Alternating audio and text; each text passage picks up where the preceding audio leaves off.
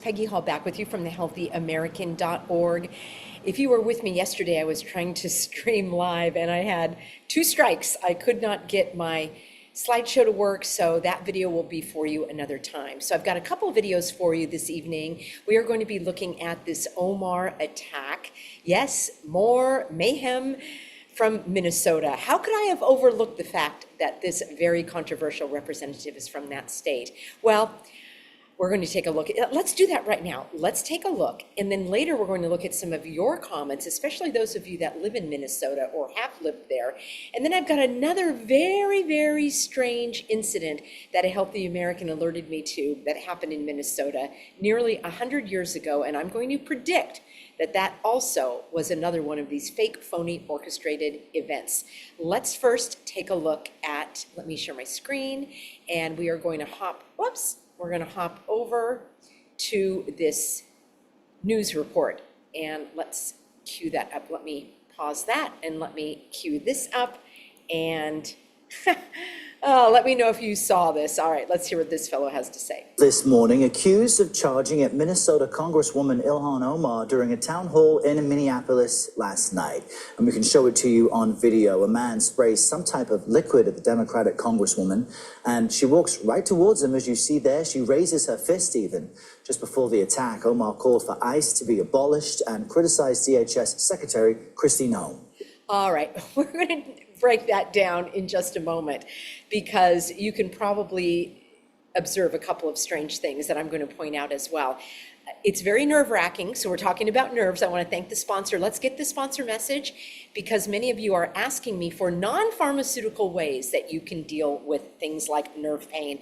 I told you my personal story where a couple of years ago I had literally debilitating nerve pain. I wish I had known about this non-pharmacy option for natural healing. So if you are dealing with tingling, with numbness, with painful sensations, for example, in your hands or in your feet, then you might want to know that there is this new research about a seed that may hold the key to lasting relief. So we're talking about a natural approach. And this info comes from a doctor in, let's see, there are several doctors, I think, but it's been based on research that's been around for decades.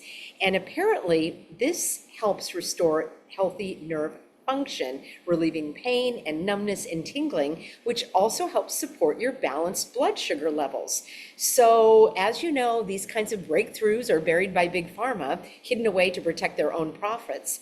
But yes, there is a doctor that's rediscovering the power of this natural ingredient, and he's making it available to the public. So let me share my screen to see if this is of interest to you and get my technology working here, friends. Let me know if you've tried this. And here, there I am. And here is the advanced nerve support. So this is a product that you could try. You see here that it provides long-term relief, helps rebuild nerves, and it looks to outperform creams and sprays and patches, physical therapy, and so forth. So imagine for yourself what it would be like to live pain-free without this nerve pain. You could walk without the tingling, you could sleep without the burning in your feet, and you can get back the comfort that you thought was lost. So check this out. I'll have a link for you in the description box below. The website is myprimal.life/Peggy. I'll have a link for you, and you can get all of the details and see if this is a good fit for you. Friends, you Healthy Americans are sending me links to things like this Ilhan Omar, very strange attack. So I guess the ice age is upon us again. We have the ICE agents that have been called out for their dirty deeds. And I'm not in favor of any roughhousing by any agents, whether they're your local police, whether it's the county sheriff, whether it's state, highway patrol, or whether it's the federal government. So I'm not dismissing any of that brutish behavior that may be going on. But I will say that the media is painting quite the narrative, and we are seeing the ICE agents. We're seeing the ICE, as my friend and fellow Substacker, Franklin O'Connor, has pointed out, ICE in Minnesota, and they're is another YouTuber that has done more detailed coverage on all of the different movies about the Ice Age and glaciers and all that kind of stuff. So if you are interested in that, I'm not going to talk about all of that tonight, but I am going to say that they are really pushing this narrative. If you have not seen my other videos, I encourage you to do so. I've actually got an ice playlist, a very not ice playlist for you, where I am breaking down what I conclude are these orchestrated events. So I started out the broadcast looking at that video of the representative being attacked. And let me know what you notice there, because there are some very strange, it's a short clip, but I think it's very weird. So let's take a look at this. And here we've got, I like to do things in slow motion. That's one of the tips that I teach, is to watch the video on slow motion so you can catch things that you might not have seen before. Also, I am going to mute the sound so that we can not be swayed by what the talking head is saying. I just want to take a look at how strange this appears. All right, so somebody walks up. Did you notice? All right, it plays again. So he's spraying her with, I don't know what. There is another video that I can't find right now, and it shows him coming out from the crowd. It does look very staged, very orchestrated, like a production, and he sprays her with something and then is pointing at her. Now, a normal reaction, in my view, that if somebody does throw something at you or attacks you, it seems like it's just a natural instinct to pull away. You're trying to protect yourself, like, oh, what is that? And, kind of looking around. It seemed that she anticipated this. And then you can see from different frames as well, she walks toward the person. How realistic do you think that is, that you are going to walk towards somebody that is attacking you? Now, and then she doesn't really, hit him or anything. And there's a person standing there and runs up. Now, this guy gives no struggle, no fight, and just kind of here's another angle, very easily just kind of walks off. She's wearing black and white. I can't say that she's a Freemason, but she didn't seem, I don't know.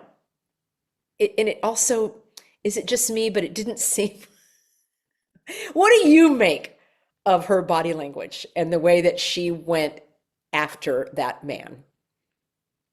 I can't wait to read your comments.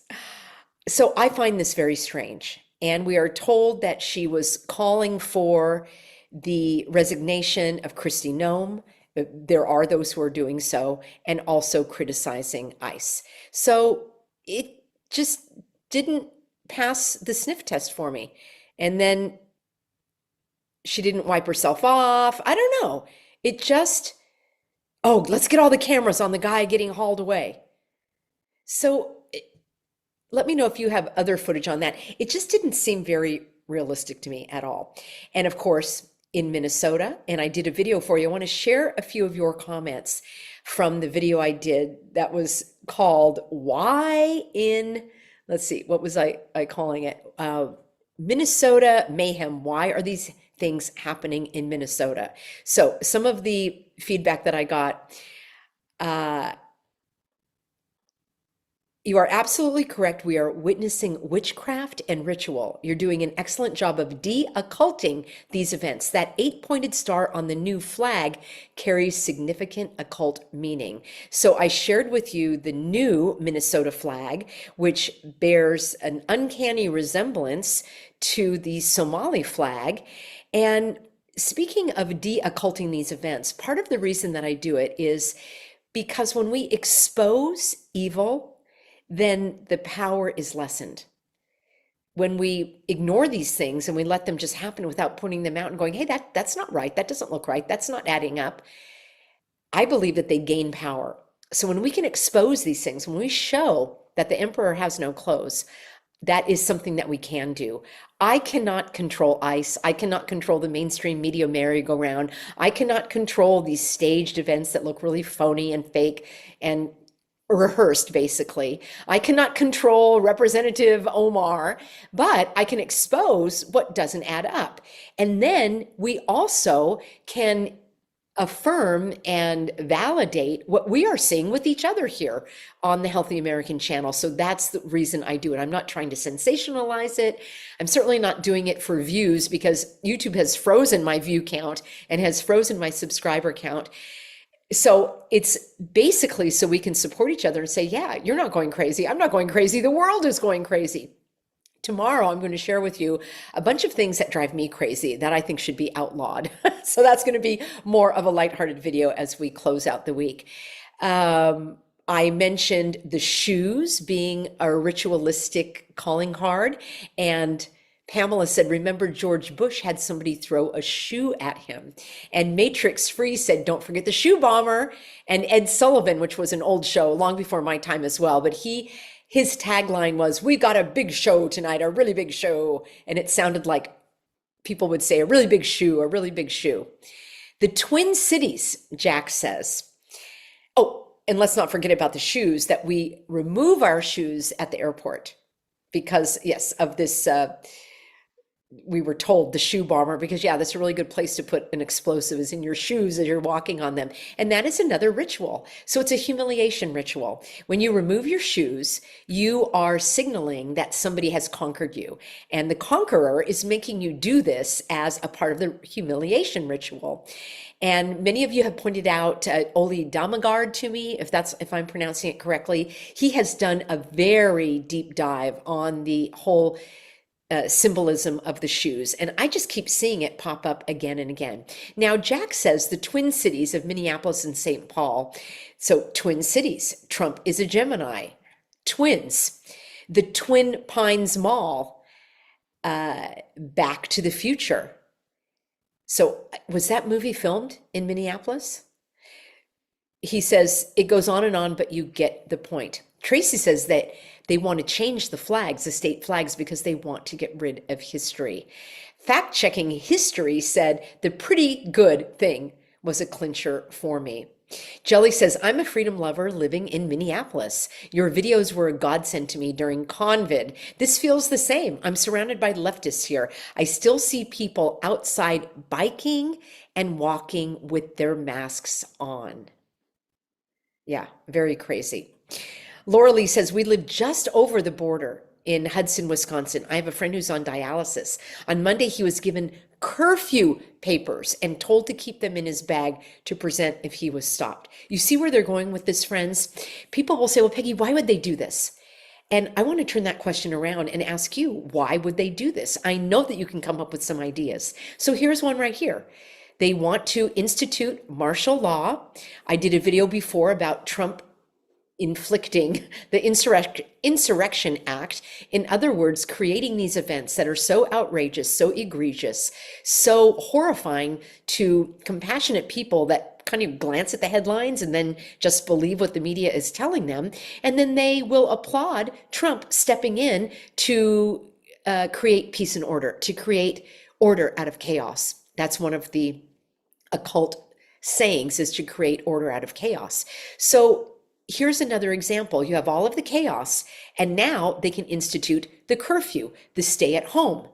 And I think it was Adam Carolla, somebody sent this to me again. I don't have a lot of time and I really don't watch other podcasters and so forth, but this really grabbed my attention because a few days ago, he was giving his analysis of the events and he said, friends, I don't know if he said friends, but he said, just stay home. Why are you going to these protests? You know that they're dangerous, so just stay home. Stay home, and that'll take care of it. Just stay home.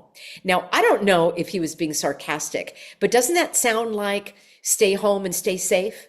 Remember that? We're alone together. Stay 6 feet apart. So these are the agendas that are being pushed with these.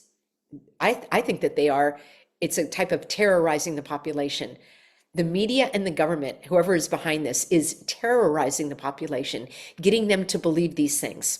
So again, I've done videos on this previously, so please check out my ICE playlist if you want to see how I break down these orchestrated events, because they are just coming one after the other after the other. So Laura Lee says he was given curfew papers and told to keep them in his bag. I also heard from a Healthy American, this person works for the post office, and all of the postal workers were also given papers that they could show to say that they had a right to be outside. And they were told that they should keep these papers just in case the government cracked down and didn't let people be outside, but they were essential workers. Remember, bringing back that whole essential worker meme and theme and agenda again. Albie says this was a ritual, these events that we're seeing, full of sorcery. It was staged, as were the others. It's designed to put a spell on us. Minnesota is a key part of the rituals for reasons. Thank you, Peggy, for having your eyes open and seeing things that many others don't and sharing it with us. You are so accurate. So I've mentioned that before, that the gestures, the symbols, the colors, the dates, the names, the locations, we may not know what they mean. And I don't think it's, well, let me put it this way. It's less important for me to know exactly what they mean than to notice and observe these patterns and numbers and calling cards, or tells as I call them. I notice them, and I'm sure that they have their own meanings that we don't know. There are some things that come out in the media and that we're allowed to know regarding Freemasonry, such as the number 33 and 666. But I believe that there's other significance that is attached to it that we don't even know. And I do believe that they are doing it to put a spell on people, to mesmerize them so that they will more willingly, eagerly, and excitedly ask for their own handcuffs. They want to be imprisoned. And how many people do you know that went along with all of this in the first go round of 2020? So Dee Dee says these events are created to distract from all of the fraud, also to divide the country. Okay, Tracy says, yes, the first city, Minneapolis was the first city in the United States to have a car-free zone. It was called the Nicollet Mall downtown in Minneapolis. And she writes, remember the famous picture of Mary Tyler Moore throwing her hat up in the air? That was taken on Nicollet Mall in front of the IDS Tower, a few blocks from the pretty PSYOP, the pretty good PSYOP. So I find it interesting that we've got the Nicollet Mall, this pretty good incident with Alex Oh So Pretty, because he was a very pretty man, as you can see. I'm just having some fun here, friends. If you don't like snark, you don't like this channel. And it happened on Nicollet Street. And we are told that Renee Good had the middle name of Nicole.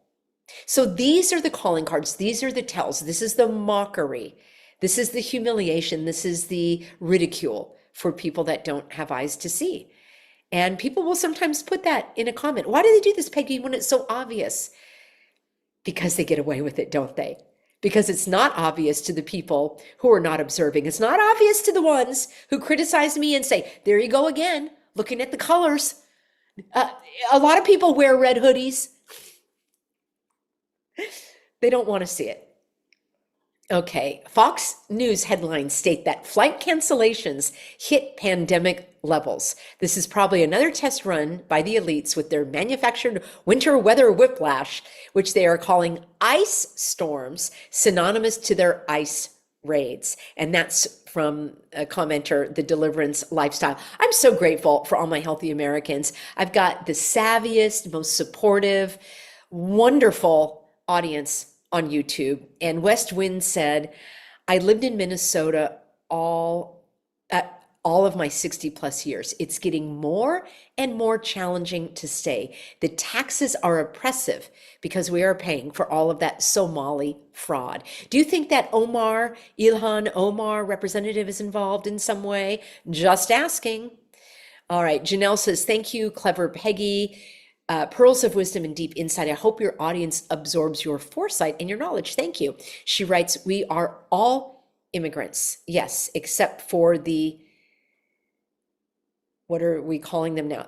And I have lovely, healthy Americans that are Native American Indians. I think I put it that way. And yes, aside from that, we are immigrants. I want to share with you an email that came in from another healthy American that lives in Minnesota, and I hope that I have this here. And she said, "Hi, Peggy. Thanks for talking about Minnesota. And friends, leave me a comment. Let me know what you are noticing as well. And I love reading them and then sharing them again. I also share them in the Substack, peggyhall.substack.com. She said, thank you for talking about Minnesota. The commie flag is disgusting. There was no vote on it. How can that even be? That's so crazy to me.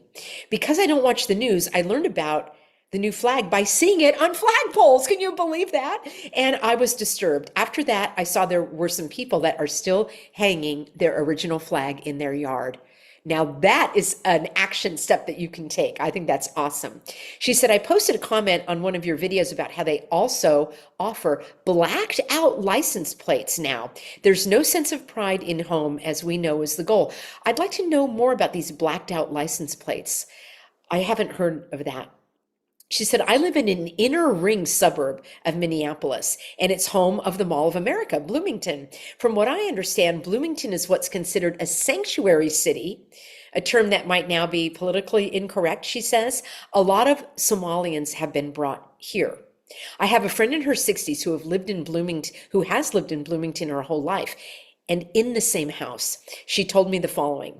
Next to one of the Bloomington public libraries, as well as across the street from one of the middle and elementary schools, there was a trailer park that would be destroyed, and in its place would be brand new apartments. The residents were told that they would have the opportunity to live in the new housing. When the time came and the apartments were complete, they were filled with, any guesses? You're absolutely right. Somalians or Somalis. The longtime Bloomington residents never had a chance to move in. That is very troubling. There are many liberals around here, she writes. But as we go further from Minneapolis, some of the suburbs are more conservative. But what is considered conservative is pro-Trump, pro-Fox News. It's hard to find truly awake people. As far as the Nicollet Mall, no cars. It's such a small area in Minneapolis. I don't go downtown. But for those who do, it's probably just mostly for those who work downtown and those who want the nightclub scene. So the little no car area is probably not that relevant for most of us, I'm guessing. So I want to thank Amy, and she's a longtime healthy American. Really appreciate these insights. I want to go back to the Mary Tyler Moore for just a moment, because we're talking about predictive programming and just how the media influences the culture. So I grew up, probably it was around the time when that Mary Tyler Moore show was popular. And I know there were spin-offs and all of that. I was not a person that sat down in front of a TV and watched it. I just never really cared for watching TV. I found it kind of depressing and like I was wasting, like I had things to do. I didn't have time to sit in front of the TV. And I probably was picking up on more subtle things, like maybe I felt depressed because of whatever was coming out of the TV. I mean, whatever I was being exposed to. I don't know what TVs were made out of back, in the 70s and 80s and all of that, but I already got the sense like I don't want to sit in front of this thing with whatever TV waves or radio waves or sound waves or whatever were coming out of it. So it wasn't something I did. However, I couldn't help but be influenced as kind of my growing up years by Mary Tyler Moore, because the Mary Tyler Moore show, and then I think the spin-offs and so forth, she was a single professional woman. And this is the narrative I believe they were pushing, and how glamorous that was, and all of the friends that she had, and the beautiful apartment and clothes and making money. And she was the smart one, right, at work. All the others were infuriating and kind of grumbling and irritable. And she was pretty and smart and pretty good, I guess, right? She was a pretty good character. Did you see what I did there? And the narrative is, don't get married. If you're a young woman, you should have a career. Why would you throw your life away, being a wife and being a mother, when you could live in this fabulous apartment? I probably thought it was New York City. As I say, I didn't really pay attention. But that was a very common theme back in the day. And many movies and magazines and just popular culture, I believe, really was sending the message to people in my generation that you don't need men, and you don't need a family, and you don't need anyone. You can be self-sufficient, and you can be like Mary Tyler Moore. That's just my personal experience. And there was another one earlier than that. Margot Thomas, that girl, if you catch my drift. I think I'll end on that note because I think some of you are aware of that. Do you know Mr. E on YouTube? Sorry, my table's a little bouncy here. Mr. M-R-E is back on YouTube, and he exposes a lot of the girls who are boys, and boys just want to be girls. So you can watch that if you're interested. I think he also did some coverage on, yes, I was telling you about the ice and all the ice movies and how that has been kind of our predictive programming, getting us primed for this new ice age that we're in Minneapolis. I got to hand it to all of my Healthy Americans in Minneapolis. Like I said, I have many in my Healthy American community that are in Minnesota, and I got to hand it to you. I do not know how you put up with the cold weather. We're having a cold streak right now in Florida. I mean, it is really freezing, and it's astounding that I have to put on a parka and sweaters and jeans and all of that. So I got to hand it to you. You must come from some real hardy stock. All right, let me do this coverage of a strange event that happened about 100 years ago, a little less than 100 years ago in Minneapolis. And as I'm looking at it right now, I want you to come with me as I do my research. We are going to go down this rabbit hole together. I have an inkling that it was another false flag, that it either probably didn't happen or it was staged to occur for a specific agenda. So I'm going to bring you with me this time, and we're going to look at this together, and I'd like to see if you come to the same conclusion that I do. All right, leave me your comments. Why is this going on in Minnesota? Are we entering the new ice age? What do you make of this OMAR debacle? I couldn't even watch the whole thing. It kind of turns my stomach. And then give me a few minutes to queue up the next video, and I'll be right with you with another broadcast, and always over at thehealthyamerican.org, but I think you can get more up-to-date information at peggyhall.substack.com.